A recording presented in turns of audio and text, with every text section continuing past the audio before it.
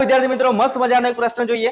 આ પ્રશ્ન આપણા એક મિત્રએ સેન્ડ કર્યો છે અને થોડોક મસ્ત પ્રશ્ન છે, બરાબર। આવો પ્રશ્ન પૂછાઈ જાય તો 100% બધાનો ખોટો પડે। તો ચાલો જોઈએ। તો 6 સેમી ત્રિજ્યાવાળા અર્ધગોળાને ઓગાડીને તેમાંથી 1 સેમી ત્રિજ્યા ધરાવતી કેટલી ગોળીઓ બનાવી શકાય, બરાબર। મસ્ત પ્રશ્ન છે। અહીંયા આપણો પહેલો એક અર્ધગોળો આપેલો છે। શું આપેલું છે? આવો અર્ધગોળો આપેલો છે, બરાબર। ને એક આપણે એની અંદરથી એને ઓગાડીને આપણે નાની નાની આવી ગોળીઓ બનાવવાની છે। શું બનાવવાની છે? નાની નાની ગોળીઓ। અને આને આપણે ઓગાળવાનો છે। આ જે અર્ધગોળો છે એને આપણે કમ્પ્લીટલી શું કરવાનો છે?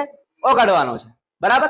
તો જ્યારે કોઈ વસ્તુને ઓગાળવાની કીધી હોય તો આપણે ત્યારે ઘનફળ લેવાનું છે। શું લેવાનું છે? એમનું ઘનફળ લેવાનું છે, બરાબર। તો અહીંયા અર્ધગોળો છે એટલે ભાઈ અર્ધવર્તુળ છે, અને અહીંયા આખો ગોળો છે એટલે ભાઈ આપણે વર્તુળ છે, આખો એક ગોળો છે। તો આ બંનેનું આપણે ઘનફળ લેવાનું છે। શું લેવાનું છે? ઘનફળ। અને આપણને ખબર છે કે ભાઈ જે વસ્તુ આપેલી હોય એને આપણે ઉપર લખવાની। ક્યાં લખવાની? ઉપર। તો શું આપેલું છે? આ ગાડી આપણે 6 સેમી ત્રિજ્યા વાળા અર્ધગોળો, તો અર્ધગોળાનું ઘનફળ આપણે ઉપર લખીશું, બરાબર। અહીંયા શું લખીશું? અર્ધગોળાનું ઘનફળ। અને શું બનાવવાનું છે એમાંથી? તો નાની નાની ગોળીઓ કે જે કેવી છે? ગોળ હશે। તો નીચે લખો ગોળાનું ઘનફળ, ગોળાનું ઘનફળ, બરાબર। તો ગોળાનું ઘનફળ શું છે? તો 4/3 પાઈ r નો ઘન। અને અર્ધગોળો એટલે ભાઈ આ જે ગોળો હશે એનો અડધો ભાગ, તો ઉપર 4 ની જગ્યાએ એના અડધા કરી દેવાના, તો 2/3 પાઈ r ઘન, બરાબર। તો અહીંયા થોડુંક જોઈ લઈએ। તો અર્ધગોળાનું ઘનફળ થશે 2/3 પાઈ r નો ઘન ભાગ્યા ગોળાનું ઘનફળ થશે 4/3 પાઈ r નો ઘન। હવે આ જે અર્ધગોળો છે એની ત્રિજ્યા કેટલી છે? 6 સેન્ટીમીટર। કેટલી છે?